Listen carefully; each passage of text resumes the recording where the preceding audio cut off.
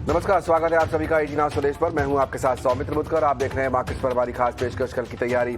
आइए सबसे पहले बता दें आपको क्या कुछ खास लेकर आए हैं आज हम शो में आपके लिए। रेलवे की लैंड एंड लीज पॉलिसी को कैबिनेट की तरफ से हरी झंडी मिल गई है। क्या मतलब है इसका कंपनियों के लिए? आज हमने देखा कॉनकॉर का स्टॉक काफ़ी अच्छी तेज़ी के बाद बंद हुआ। इस खबर के बाद तो समझेंगे कि आगे किस तरह का इम्पैक्ट पड़ेगा इस खबर का इन शेयरों पर। सीमेंट शेयरों पर भी हमने देखा कि तेज़ी का माहौल बरकरार है। क्या वजह है इसके पीछे ये भी जानेंगे और साथ ही साथ कल के लिए कुछ दमदार ट्रेडिंग आइडियाज को भी शो में करेंगे शामिल।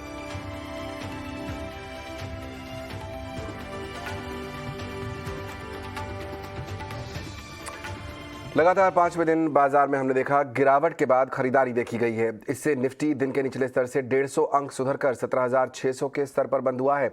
फार्मा, सीमेंट, फर्टिलाइजर और एफएमसीजी शेयरों से बाजार को सपोर्ट मिला है। बाजार में आज हुआ पूरा एक्शन, इसकी इस पूरी डिटेल के साथ मेरे सहयोगी डिम्पी कालरा जुड़ रहे हैं मेरे साथ। अगर आप यहाँ पे देखें तो मार्केट में आज दोनों दिन का दोनों तरफ से देखा जा सकता है। एक तरफ से ये भी देखा जा सकता है कि मार्केट के अंदर अच्छी रिकवरी आई है क्योंकि आप गैप डाउन थे, और दूसरी तरफ से ये देखा जा सकता है कि मार्केट ने रेंज का ब्रेकआउट नहीं किया। अभी भी वो 400 से 700 वाली रेंज के अंदर फंसा हुआ है।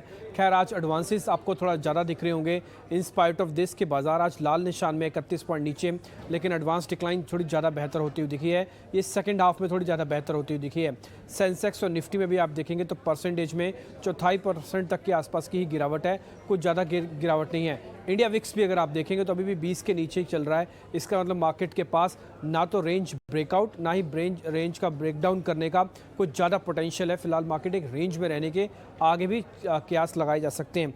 मैं सीधा सेक्टर्स पे आता हूँ। आज मार्केट में सेक्टर कौन से चलते हुए दिखे, अगर आप देखेंगे तो आज फार्मास्यूटिकल और मीडिया दोनों फिर से अच्छा प्ले करते हुए दिखा। स्पेशली मीडिया के अंदर तो हम पिछले 2-3 दिन से अच्छा मूव देख पा रहे हैं, लेकिन फार्मास्यूटिकल्स धीरे धीरे चलना शुरू हो रहा है। चाहे आप एल्केम देखें, चाहे आप ग्लेनमार्क का खबर देख सकते हैं, या फिर सिप्ला में देखें, इन सब के अंदर खरीदारी थी।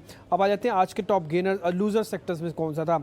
उसमें आप ऑटोस देखेंगे तो वहाँ पे आपको दिक्कत दिखेगी, और थोड़ा पावर सेक्टर के अंदर भी आप देखेंगे तो आपको थोड़ा सेक्टर के हिसाब से कमजोरी थी। ये दोनों सेक्टर ऐसे थे जहाँ पे आज थोड़ी कमजोरी हमको बनती हुई दिखी है। अब आ जाते हैं गेनर्स पे। आज निफ्टी का गेनर कौन कौन सा था। निफ्टी के गेनर में श्री सीमेंट आप देखेंगे अच्छा चला है। अल्ट्राटेक सीमेंट के अंदर काफ़ी स्ट्रॉन्ग मूव था। अदानी पोर्ट्स और कोल इंडिया जैसे शेयर्स में भी आज अच्छी खरीदारी है। इन सब में 2 से 8% तक की बढ़त थी, और आज ये निफ्टी के टॉप गेनर्स की लिस्ट में शामिल हुए। स्पेशली अगर आप पहले 2 शेयर्स देख रहे होंगे, श्री और अल्ट्रा, ये दोनों सीमेंट कंपनीज के थे जहाँ पे आज स्ट्रॉन्ग मूव हमको देखने को मिला है। निफ्टी के लूजर्स पे आ जाते हैं। निफ्टी के आज कमज़ोर शेयर्स कौन से थे। टाटा मोटर, बजाज ऑटो ने आज न केवल अपने आप को कमज़ोर किया बल्कि सेक्टर को भी कमज़ोर किया, जैसे हम शुरुआत में भी आपको बता रहे थे कि ऑटोज और एनर्जी के अंदर वीकनेस थी। इसके अलावा इंडसइंड बैंक के अंदर आज प्रॉफिट बुकिंग हुई है, करीब 1.5% तक का नुकसान हमको यहाँ पर भी बनते हुए दिखा है। अब आ जाते हैं जरा छोटे मझोले शेयर्स की कैटेगरी के अंदर कि वहाँ पर क्या होता हुआ दिख रहा है। अगर आप मिड कैप की श्रेणी में चले जाएंगे तो वहाँ पर EIH होटल्स के अंदर काफ़ी स्ट्रॉन्ग मूव आया। कंटेनर कॉर्पोरेशन खबर के चलते काफ़ी तेज़ी से चला, जिसमें सरकार ने लीज एग्रीमेंट, जैसे हम कहते हैं कि अब ज़मीन का इस्तेमाल हो सकता है रेलवेज़ की, तो उसका कॉनकोर को बेनिफिट होगा। वैभव ग्लोबल जैसे शेयर्स भी करीब 35 रुपये एक ही दिन में यानी कि 10% चलते हुए दिखे। मिड कैप की श्रेणी में जेएम फॉडलर आज सेकंड डे था जब प्रॉफिट बुकिंग करवा रहा था, आज ये लाल निशान में जाके बंद हुआ है। इसके अलावा सनटेक, होम फर्स्ट जैसे शेयर्स भी आज पिटे हैं। इन सब में गिरावट अगर आप देखेंगे 3 से 5% तक की है। हैथवे केबल्स के अंदर भी आज नुकसान ही हमको देखने को मिला। अब आ जाते हैं आज का साल का हाई छोटे मझोले शेयर्स, क्योंकि इसका इंडेक्स आज हरे निशान में बंद हुआ है। तो आज का साल का हाई किस किस शेयर ने लगाया वो आप देखेंगे, वो है EIH होटल्स के अंदर। कंटेनर कॉर्पोरेशन की आज की ताबड़तोड़ तेजी का आज एक मुख्य बिंदु रहा और इसने आज साल का हाई भी लगा दिया। आदित्य बिरला फैशन रिटेल के अंदर भी काफ़ी स्ट्रॉन्ग मूव आया, और ग्रीनवेल नॉर्टन जैसे शेयर्स ने भी आज अपना 52 वीक हाई लगाया। तो कुल मिला के मार्केट्स के अंदर एक रेंज का कारोबार हुआ, लेकिन सेक्टर स्पेसिफिक और शेयर स्पेसिफिक काफ़ी ज़ोरदार काम हो रहा है। ये शायद आगे भी चलता रहे। बिल्कुल, तो स्टॉक स्पेसिफिक एक्शन यहाँ पर, छोटे मझोले शेयरों में जोरदार एक्शन, और बड़े इंडेक्स जो हैं वो फ्लैट टू नेगेटिव बंद होते हुए दिखाई दिए हैं। लेकिन कब तक बाजार इस दायरे में रहेगा, यहाँ से एक ब्रेकआउट कैसे मिल सकता है, पूछते हैं हमारे मेहमानों से। मेरे साथ 2 खास मेहमान जुड़ रहे हैं, आस्था जैन और नीतिलेश पावस्कर। आप दोनों का बहुत बहुत स्वागत। नीतिलेश, क्या लगता है, एक छोटी रेंज में घूमता हुआ दिखाई दे रहा है पिछले कुछ समय से बाजार, कहाँ से है और किस पॉइंट पर आकर उम्मीद करें कि ब्रेकआउट मिलेगा? जी सर, जैसे मैं डिम्पी सर को भी सुन रहा था और वहां पे वो भी क्लियर कट रेंज जो मैं भी वही रेंज को ऑब्जर्व कर रहा था। नीचे में अगर हम लोग देखेंगे तो 17,450 से लेके 17,480 और ऊपर में 1730 से लेके 750। मतलब अगर हम लोग मार्केट को देखेंगे, ना जीने दे रहा है ना मरने दे रहा है। मतलब इस बीच में मार्केट एक कंसोलिडेशन फेज में जा रहा है और यहाँ पे काफी स्टॉप लॉसेस हिट हो रहे हैं वोलेटिलिटी की वजह से। तो जब तक रेंज का ब्रेकआउट ना आए तब तक हम लोग इसमें क्या करेंगे, प्लानिंग नहीं करेंगे। पहले तो इस वोलेटिलिटी को अगर हमें हैंडल करना होगा तो क्वांटिटी को हमें क्या करना पड़ेगा, कम करना पड़ेगा। जब तक मार्केट डिसाइसिवली 17,750 के ऊपर क्लोज ना दे, आवरली क्लोज, तब तक आप हम लोग बाइंग में नहीं जा सकते हैं। और बाइंग में जाना भी होगा तो कम क्वांटिटी के साथ जाना होगा। और नीचे में अगर मार्केट ने 17,550 ये लेवल अगर ब्रेकडाउन कर दिया कल के सेशन में, तो एक छोटा सा इंडिकेशन होगा कि थोड़ा सा हम लोग नीचे की तरफ जाने के लिए तैयार हो रहे हैं। एग्रेसिव सेलिंग तभी करना है हमें अगर हम लोग 17,480 के नीचे कुछ भी 15 मिनट का कैंडल अगर ये क्लोज कर देगा तो हम लोग फिर से 17,350 से लेके 17,280 ये लेवल्स की क्या कर सकते हैं, प्लान कर सकते हैं। निफ्टी के मुकाबले मैं बैंक निफ्टी में ज्यादा थोड़ा सा वेट एंड वॉच के मूड में रहूंगा। यहाँ पे हमें 39,300 के आसपास एक इंपॉर्टेंट बेस बनते हुए लग रहा है। इसका अगर ब्रेकडाउन आ जाता है तो हम लोग 38,700 से लेके 38,500 ये लेवल्स के लिए भी क्या कर सकते हैं, प्लान कर सकते हैं। जो भी कुछ ट्रेड करना होगा वो स्क्रीन के सामने ही हमें क्या करना होगा, बैठ के करना पड़ेगा। क्योंकि मार्केट 5-10 मिनट में ऐसा मोमेंटम दे रहा है कि स्टॉप लॉसेस काफी हिट हो रहे हैं। तो अपनी क्वांटिटी को कम रखने की कोशिश करें। कम रखिए। इंपॉर्टेंट बात यह है, बड़ी दिलचस्प बात यहाँ पर नितिलेश ने कही कि ना तो मार्केट जीने दे रहा है ना मरने दे रहा है। चलिए, लेकिन कुछ इंपॉर्टेंट लेवल्स आप ध्यान में रखिए। 17,750 के ऊपर अगर जाता है बाजार तब आप लॉन्ग की तरफ जा सकते हैं, और अगर 17,550 के नीचे जाता है तब आप यहाँ पर शॉर्ट की तरफ देख सकते हैं। फिलहाल स्क्रीन के सामने बैठिए और ट्रेडर्स जो है अपने स्टॉप लॉसेस को बहुत बहुत ध्यान से फॉलो करें। बाजार में स्थिति कुछ ऐसी बन रही है। चलिए स्टॉक स्पेसिफिक चर्चा शुरू करते हैं। आज की जो बड़ी खबर आई वो ये कि रेलवे की लैंड लीज पॉलिसी को मंजूरी मिलने के बाद जो है कुछ बदलाव देखने को मिले हैं। क्या बदलाव होंगे, किस तरह रेलवे को फायदा होगा, कंपनियों को फायदा होगा, गतिशक्ति टर्मिनल बनाने की तस्वीर किस तरह बदलेगी, इन तमाम मुद्दों पर जानकारी देने के लिए मेरे सहयोगी सबीर दीक्षित जुड़ रहे हैं मेरे साथ अब पूरे अपडेट के साथ। बताइए सबीर। देखिए, जो पुरानी नीति थी उसमें सबसे बड़ी दिक्कत यही थी कि उसमें ज़्यादा प्राइवेट पार्टिसिपेशन नहीं हो पा रहा था। और उसमें दो दिक्कत जो थी, एक तो ये था कि जो लीज यानी कि जो किराए की मियाद थी, जो समय सीमा थी, वो महज 5 साल थी। और दूसरी बात यह है कि जो उसमें किराया देना होता था वो थोड़ा ज़्यादा था। ऐसा प्राइवेट सेक्टर का उनकी शिकायत थी। लेकिन जो नई नीति बनाई है रेल लैंड लाइसेंसिंग फीस, जिसको अभी कैबिनेट ने मंजूरी दी है, और इसकी दो बड़ी बातें हैं। सबसे पहली बड़ी बात यह है कि जो लीज पीरियड होगा, जो किराए की अवधि होगी, वो 35 साल होगी। यानी कि ये समय सीमा बढ़ाई गई है। और एक लॉन्ग टर्म लीज के तहत अगर आप देखें तो 35 साल इसको किया गया है। और दूसरी बात यह है कि जो इसका लीज अमाउंट होगा वो 1.5% होगा, और ये वैल्यू उस मार्केट रेट के हिसाब से तय किया जाएगा। यानी कि जो जमीन का जो मार्केट रेट होगा उसका 1.5% वो लीज वैल्यू उसमें तय की गई है। ये जो होगा, जो नए प्लेयर होंगे उनके लिए ये 1.5% होगा। लेकिन अगर जो पहले से मौजूद हैं प्लेयर, उनको नए जो स्कीम है इसको फायदा लेने के लिए नए तरीके से बिडिंग प्रोसेस में शामिल होना पड़ेगा। तो ये बड़े फायदे सरकार देख रही है कि इसके जरिए ये जो लचीलापन और जो समय अवधि बढ़ाई गई है, सरकार को उम्मीद है कि इसमें प्राइवेट पार्टनरशिप बढ़ेगी। यही वजह है कि सरकार का अपना अनुमान है और दावा यह है कि जो रेलवे के पास 1 लाख एकड़ की जो खाली जमीन पड़ी है जिसका वो इस्तेमाल करना चाहती है, उसमें 300 गतिशक्ति टर्मिनल बन पाएंगे। ये कार्गो टर्मिनल बनने से क्या होगा कि जो लॉजिस्टिक कॉस्ट है आने वाले वक्त में वो देश में कम हो पाएगी। उसको तकरीबन 7 से 8% लाने का सरकार का लक्ष्य है, जो लॉजिस्टिक कॉस्ट है। और दूसरा बड़ा फायदा सरकार जो देख रही है वो एम्प्लॉयमेंट के मोर्चे पे है। सरकार को लगता है कि इस एक नीति के लागू होने से 1 लाख से ज्यादा लोगों को रोजगार मिल पाएगा, और ये सरकार का एक बड़ा उपलब्धि के रूप में हो पाएगी कि वो लोगों को रोजगार भी दे पा रही है और साथ ही साथ देश में इंफ्रास्ट्रक्चर बनाने की दिशा में कई कदम आगे बढ़ पाएगी। जी, का जो कदम है उसके कई सारे फैसेट्स हैं। यहाँ पर न सिर्फ रोजगार बढ़ेगा बल्कि इंफ्रास्ट्रक्चर बेहतर होगा। लेकिन इम्पैक्ट इसका हमने आज शेयर बाजार में भी देखा। कॉनकॉर के स्टॉक पर नजर डालिए। जोरदार तेजी इस खबर के बाद उस स्टॉक पे हमने आते हुए देखी। ऊपरी स्तरों से कुछ मुनाफा वसूली हुई। आस्था, कॉनकॉर जैसी कंपनी के लिए काफी इंपॉर्टेंट डेवलपमेंट आज का ये रहा। आज ये स्टॉक 52 वीक हाई पर भी पहुंच गया। अब इस नए बदले हुए एनवायरमेंट के बाद क्या कॉल रहेगा आपका कॉनकॉर पे? जी बिल्कुल। देखिए, ये अच्छा लग रहा है। मेरे हिसाब से तो यहाँ से भी बढ़िया पोटेंशियल है और इनफैक्ट लॉन्ग टर्म का टारगेट तो मेरा 950 का है। तो यहाँ से भी ₹200 ऊपर मैं कॉनकॉर को देख रही हूँ, लेकिन लॉन्ग टर्म में, जिसमें कि समय सीमा 3 से 6 महीना तो एटलीस्ट रहेगी। अब अगर हम बात करें जो आज ये नई जो पॉलिसी आई है, जो कैबिनेट ने क्लियर की है, मुझे लगता है कि बहुत बड़ा पुश है ये स्पेसिफिकली कॉनकॉर के लिए, और उसके अलावा जो पीएम गति शक्ति योजना है, उसके अंतर्गत भी मेरे को ऐसा लगता है कि एक बड़ा पुश मिलेगा, क्योंकि हायर स्पेंड होगा इंफ्रास्ट्रक्चर फैसिलिटीज में, और जो भी इंफ्रास्ट्रक्चर फैसिलिटीज प्रोवाइड करती हैं इंफ्रास्ट्रक्चर कंपनी, उनमें यहाँ पे एक बढ़िया तेजी हमें देखने को मिल सकती है। और उसमें भी अगर मुझे कोई एक स्टॉक पसंद आता है इंफ्रास्ट्रक्चर फैसिलिटीज से रिलेटेड कंपनी में, तो वो पीएनसी इंफ्रा है। अगर पीएनसी इंफ्रा की बात करें तो नतीजे बेहद शानदार प्रस्तुत किए थे कंपनी ने, अपने जो क्वार्टर इन्होंने लास्ट टाइम पोस्ट किया था। मेरे हिसाब से बढ़िया पोटेंशियल इस काउंटर में आ सकता है। कुछ समय में थोड़ी वॉलेटिलिटी हो सकता है कि नियर टर्म में देखने को मिले, लेकिन लॉन्ग टर्म में 350 के लेवल के लिए पीएनसी इंफ्रा पे भी एक नजर बनाई जा सकती है। ओके, तो पीएनसी इंफ्रा पर भी नज़र बनाई जा सकती है नज़र। यहाँ पर 350 तक के टारगेट देख सकते हैं। अभी ये स्टॉक 280 के आसपास है। कॉनकॉर में भी यहाँ से और 200 रुपये बढ़त हो सकती है, लेकिन उसके लिए कुछ इंतजार करना पड़ेगा, करीब 3 से 6 महीना। तो थोड़ा लंबी अवधि के लिए आप ऐड कर सकते हैं। चूंकि हम उन स्टॉक्स की बात कर रहे हैं जिनमें अच्छी तेज़ी आज देखने को मिली, तो नितिलेश, एक स्टॉक था EIH होटल, यहाँ पर भी हम देख रहे हैं 52 वीक हाई की तरफ ये स्टॉक बढ़ता हुआ दिखाई दे रहा है। क्या अभी भी कुछ टीम बाकी है?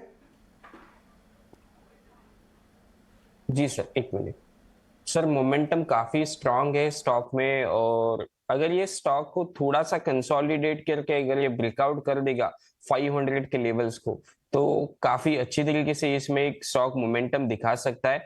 लेकिन क्वांटिटी थोड़ी सी कम रखे, मैं कंटिन्यूअसली कह रहा हूँ, क्योंकि शायद ये मौका या फिर धोखा भी हो सकता है। शायद से फेक ब्रेकआउट्स भी आ सकते हैं कुछ स्टॉक्स में, और वहां से डिस्ट्रीब्यूशन हो सकता है। तो क्वांटिटी काफी कम रखे, मतलब अगर आपको 200 क्वांटिटी लेनी होगी तो वहां पे जाके आप 40 से 85 क्वांटिटी लेना प्रेफर करें। तो स्टॉक पोटेंशियली काफी अच्छा है। अगर ये स्टॉक 500 के ऊपर अगर ट्रेड करना सस्टेन कर देगा तो अच्छा खासा मोमेंटम 560 से लेके 580 इस लेवल के टारगेट्स दिखा सकता है। तो यहाँ पर EIH एसोसिएटेड होटल्स की बात कर रहे हैं, 500 तक के यहाँ पर लेवल देखने को मिल सकते हैं, लेकिन क्वांटिटी कम रखिए, जैसा कि बार बार नितिलेश कह रहे हैं। इसकी वजह से बाजार में जो वॉलेटिलिटी है उससे ज़्यादा नुकसान आपको नहीं होगा। चलिए, एक बड़ी वॉइस आपको सुनवाते हैं। अदानी ग्रुप जो है वो रिन्यूएबल एनर्जी की क्षमता 45 गीगावाट तक बढ़ाने की तैयारी कर रही है। आज USIBC के इवेंट में गौतम अदानी ने इस बारे में जानकारी दी है। We will generate an additional 45 gigawatt of renewable energy to add to our existing 20 gigawatt capacity, as well as 3 million tons of hydrogen, all of which will be completed before 2030. आशा, बहुत बड़ा announcement यहाँ पर किया है अडानी साहब ने कि 45 gigawatt और ऐड करेंगे अपनी एग्जिस्टिंग कैपेसिटी में। और साथ ही साथ जो कुछ और बातें निकल कर आई थी उनके इस एड्रेस में से, वो ये कि $70 बिलियन तक इन्वेस्टमेंट करने को तैयार है रिन्यूएबल एनर्जी की तरफ। जिस तरह से पूरी इंडस्ट्री बढ़ रही है, क्या आपको लगता है अडानी को फ़ायदा मिलेगा उसका?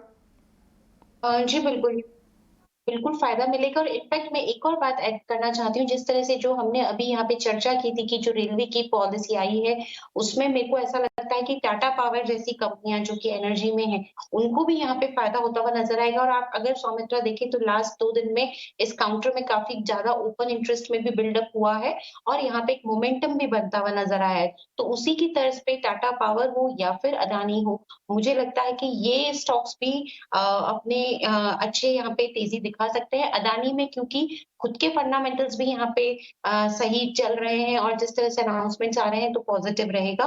तो मेरे हिसाब से अदानी एंटरप्राइजेस भी एक तेजी की तरफ यहाँ पे इशारा करता है। आगे जाते हुए यहाँ पे और भी अच्छे लेवल्स हमें देखने को मिलेंगे, तो यहाँ पे भी मैं बने रहने की सलाह दूंगी, क्योंकि यहाँ पे मुझे ऐसा लगता है 10 से 15% की अपसाइड अदानी एंटरप्राइजेस में हमें और देखने को मिल सकती है। चलिए 10 से 15% की अपसाइड ईरानी एंटरप्राइजेस में देखने को मिल सकती है। रिन्यूएबल एनर्जी एक नया स्पेस है और अच्छा स्पेस है, कंपनियां वहां पर काफी तेजी से बढ़ रही हैं। टाटा पावर का नाम भी यहां पर आस्था ने लिया, उस पर भी आप कर सकते हैं फोकस। नितिलेश, थोड़ा नेगेटिव साइड पे बात करते हैं, कुछ स्टॉक्स जिनमें कमजोरी हमने देखी आज, और जैसा कि मेरे सहयोगी डिम्पी भी बता रहे थे, उन्होंने नोटिस करवाया यहाँ पर GMM फॉडलर, ये एक स्टॉक की बात मैं करना चाहूंगा। पिछले 2-3 सेशन से गिरावट इसमें देखने को मिल रही है, आज भी ये नीचे जाकर बंद हुआ है। क्या लगता है, ये गिरावट कंटिन्यू रहेगी या कोई बाउंस बैक की उम्मीद है? अगर स्टॉक को देखेंगे तो कंटिन्यूस एक अपसाइड मोमेंटम के बाद अगर हम लोग यहाँ पे देखेंगे तो 2000 के आसपास का लेवल के आसपास ट्रेड कर रहा है। आज भी 5% का एक डाउनसाइड मोमेंटम है, लेकिन यहाँ पे एक बेस भी है, वो बेस है 1800 के आसपास का एक बेस है। 1700 से लेके 1850 इस रेंज में कंटिन्यूअसली उसने एक मल्टीपल हाई लगाने के बाद ब्रेकआउट दिया था, तो स्टॉक में यहाँ से 1850 तक की डाउनसाइड मोमेंटम देखने को मिल सकती है। तो वहां पे वेट एंड वॉच करना पड़ेगा कि स्टॉक वहां पे कैसे रिएक्ट करता है, और उस लेवल के नीचे अगर ये स्टॉक ट्रेड करना चालू कर देगा 1800 से लेके 1850 इस लेवल के नीचे, तो आप इसमें से जो भी कुछ आपका बाइंग पोजीशन है वो आप एक बार एग्जिट कर लेना। ओके, 1800 से 1850 का लेवल अगर आता है तो अपनी बाइंग पोजीशन से एग्जिट कर जाइए। स्टॉक में अभी कुछ और गिरावट अगले कुछ समय दिख रही है। आज हमने देखा कि निफ्टी के टॉप गेनर्स में जो है श्री सीमेंट सबसे ऊपर था, लेकिन उसके अलावा बाकी सीमेंट शेयरों में भी हमने देखा कि जोरदार तेजी देखने को मिल रही है। आखिर हो क्या रहा है सीमेंट स्पेस में, बताने के लिए मेरे साथ मेरी सहयोगी मानसी अब जुड़ रही है। बताइए मानसी। सीमेंट सेक्टर में मजबूत एक्शन आज के उतार चढ़ाव भरे बाजार में भी नजर आ रहा है। इसके पीछे की इंपॉर्टेंट रीजनिंग क्या है, ये हम आपके सामने रखने जा रहे हैं। सबसे पहले कीमतों में बढ़ोतरी यानी कि प्राइस हाइक का ट्रेंड जो है वो 5 महीने बाद लौटा है। जी हाँ, सीमेंट की कीमतें जो हैं वो अप्रैल से लेकर अब तक लगातार गिरावट का ट्रेंड दिखा रही थी, और सितंबर में हमने प्राइस हाइक देखे हैं 20 रुपये प्रति बोरी के वेस्ट और ईस्टर्न रीजन में। तो क्लियरली 5 महीनों बाद का प्राइस हाइक का ट्रेंड है, जो कि एक पॉजिटिव है सीमेंट के लिए। दूसरा इंपॉर्टेंट फैक्टर है इनपुट कॉस्ट। अब इनपुट कॉस्ट प्रेशर जो है वो धीरे धीरे कम होने की संभावनाएं आने वाले क्वार्टर्स में मिल रही हैं, और साथ ही इंडस्ट्री वॉल्यूम्स जो है वो भी बढ़ने की संभावना है, क्योंकि साउथ और ईस्टर्न मार्केट्स में लगातार ग्रोथ नजर आ रही है। इसके अलावा अगर आप देखें फ्यूल प्राइसेस में गिरावट का ट्रेंड है, जिसके चलते कॉस्ट को काफी हद तक का फायदा मिलता हुआ दिखेगा। इंटरनेशनल पेटकोक प्राइसेस की अगर बात करें 40% का करेक्शन हमने सालाना आधार पर देखा है, वहीं घरेलू पेटकोक प्राइसेस की अगर बात करें 30% का करेक्शन सालाना आधार पर यहां पर भी देखा गया है। इसके अलावा लार्ज कैपेसिटी एक्सपेंशन प्लान्स की खबरें लगातार सीमेंट कंपनियों से जुड़ी आती हुई दिख रही हैं। केपिक्स अनाउंसमेंट्स हैं जो कि लगातार पॉजिटिव हैं स्पेस के लिए। साथ ही कॉस्ट रिडक्शन के इनिशिएटिव जो कंपनी ले रही है, वहीं डिक्लाइनिंग डेट के स्ट्रक्चर यानी कि कर्ज में कमी हमने देखी, और साथ ही रिटर्न रेशियो भी इंप्रूव होते हुए नजर आ रहे हैं। तो कई सारे फैक्टर्स जो कि सीमेंट सेक्टर को इस वक्त आकर्षक बना रहे हैं, और आज के सत्र में जहां बाजार में वॉलेटिलिटी है, सीमेंट सेक्टर जो है वो मजबूती के साथ परफॉर्म कर रहा है। काफी शानदार परफॉर्मेंस आज पूरे स्पेस का ही रहा था। आस्था, शॉर्ट लिव्ड रहेगा ये? सीजनल आमतौर पे रहता है सीमेंट का कारोबार, क्या लगता है आपको ये जो तेजी है अभी ये शॉर्ट लिव्ड है या लंबे समय में के लिए बनी रहेगी? देखिए सौमित्र, जिस तरह से मानसी ने भी बताया, मुझे लगता है ये जो पेटकोक की प्राइसेस कूल ऑफ हो रही है, प्राइसेस बढ़ रही हैं, तो ये जो मार्जिन्स में जो एक हमें डेंट देखने को मिल रहा था अभी तक सीमेंट की प्राइसेस में, सीमेंट के स्टॉक्स में, उसमें मुझे लगता है वो जो मार्जिन है वो अब बॉटम आउट हो गया है, और आने वाले जो 1-2 क्वार्टर हैं वो बढ़िया क्वार्टर यहाँ पे रह सकते हैं। तो ये मुझे शॉर्ट लिव नहीं लगता। एटलीस्ट मुझे लगता है कि 3 से 6 महीने का अगर नजरिया है तो ये एक तेजी आगे बरकरार रहनी चाहिए, क्योंकि काफी बढ़िया डिमांड भी साथ के साथ निकलती भी आ रही है। और अगर इसी पैक की बात करें तो अल्ट्राटेक सीमेंट नतीजों के आधार पे मुझे अभी भी पसंद आता है। मेरे हिसाब से आने वाले समय में एक बार इनिशियल लेवल पे हमें 8000 तक के स्तर ये काउंटर दिखा सकता है। 1770 पर आज बंद हुआ है अल्ट्राटेक, और 8000 तक के लेवल तक जाने की संभावना है।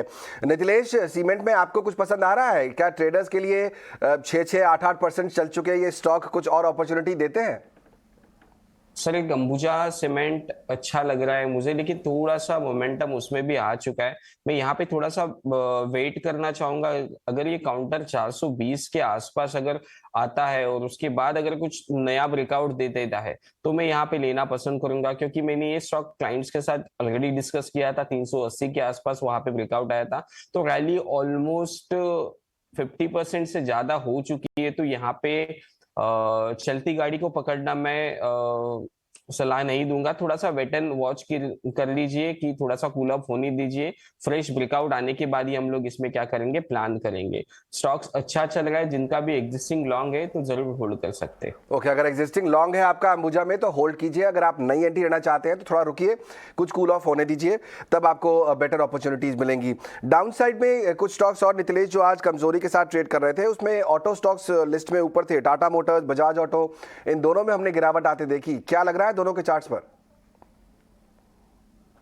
सर अगर हम लोग बजाज ऑटो की चार्ट की अगर हम लोग बात करेंगे तो बजाज ऑटो का चार्ट जो है वो काफी वीक हो चुका है। अगर हम लोग देखेंगे तो कंटिन्यूअसली 4000 के लेवल के ऊपर सस्टेन ही नहीं हो रहा है, और वहां से हम लोग देखेंगे तो 3800 का एक इम्पोर्टेंट लेवल है।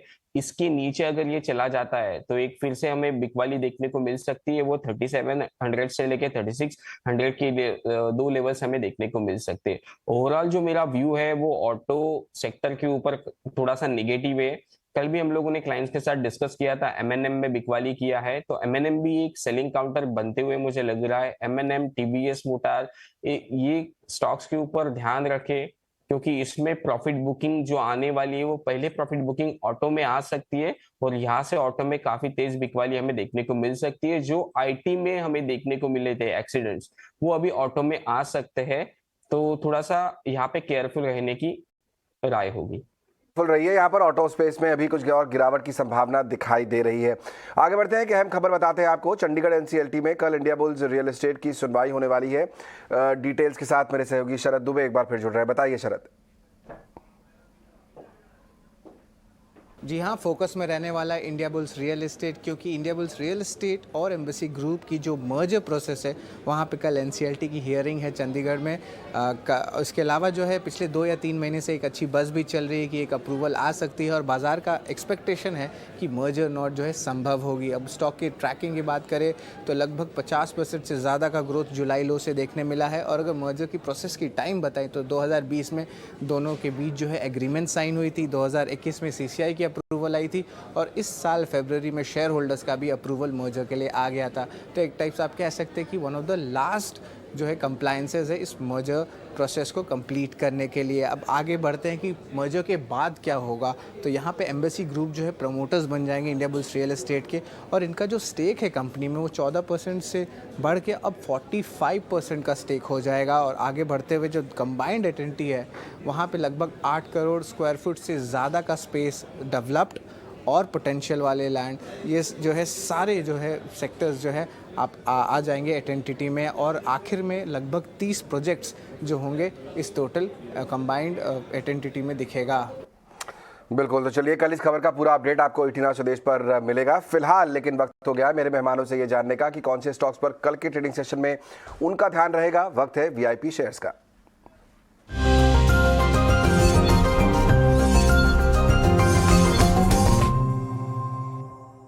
नितिलेश, आपसे करेंगे शुरुआत। बताइए कल के ट्रेडिंग सेशन में कौन से स्टॉक्स पर फोकस रहेगा आपका? जी सर, मेरा एक लॉन्ग साइड का ट्रेड होगा और एक शॉर्ट साइड का ट्रेड होगा। एचएएल को मैं बेचना पसंद करूंगा, हिंदुस्तान एरोनॉटिक को। अगर हम लोग इसका आवरली चार्ट देखेंगे तो एक अच्छा खासा मोमेंटम के बाद अभी उसमें फॉलो बाइंग की कमी दिख रही है मुझे। अगर ये काउंटर 2410 के नीचे ट्रेड करना चालू कर देता है तो 2440 के स्टॉप लॉस के साथ हम लोग इसमें शॉर्ट साइड का ट्रेड बनाएंगे। 2380 मेरा पहला टारगेट होगा, और दूसरा जो टारगेट होगा वो 2360। अगर ये दो लेवल के नीचे अगर ये ट्रेड करना चालू कर देता है तो हम लोग बड़े टारगेट के लिए भी क्या कर सकते हैं, प्लान कर सकते हैं। जैसे हम लोग सीमेंट और ये सब चीजों के बारे में बात करें तो जीएमआर इंफ्रा मेरा एक नेक्स्ट काउंटर होगा।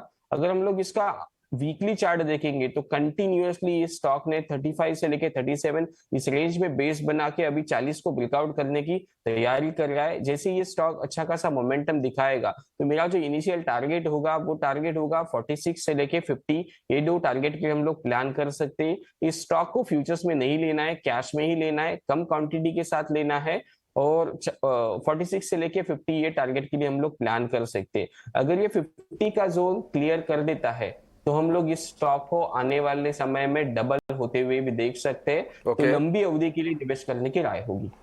लंबी अवधि के लिए निवेश करने की राय होगी। जीएमआर इंफ्रा में आप लॉन्ग जा सकते हैं, एचएएल को करना है सेल। आस्था, आपकी तरफ से कौन सा आइडिया होगा? ऑल्दो ऑटो वीकनेस मुझे लगता है कि ये वीकनेस को एक मौका मानना चाहिए और खरीदारी करनी चाहिए। तो बाइंग ऑन डिप्स के साथ टीवीएस मोटर पसंद आता है। मेरे हिसाब से अगर 1000 के आसपास मिलता है तो बेहतरीन लेवल रहेगा खरीदारी करने का। इनिशियल टारगेट 1110 और उसके बाद 1145। लेकिन ये जो कॉल है ये पोजिशनल कॉल है, तो इसमें कम से कम समय सीमा 7 से 8 ट्रेडिंग सेशन रखी जानी चाहिए। से 8 ट्रेडिंग सेशन की समय सीमा कम से कम का रखिएगा। 1000 रुपए के आसपास खरीदे टीवीएस मोटर, आपको 1110 से 1145 तक के टारगेट देखने को मिल सकते हैं। बहुत बहुत शुक्रिया आस्था और नितिलेश, समय निकालकर आज हमारे साथ इस शो में शामिल होने के लिए। चलिए कल की तैयारी को यहीं समेटेंगे। मुझे और पूरी टीम को दीजिए इजाजत। आप बने रहिए ईटी नाउ स्वदेश के साथ।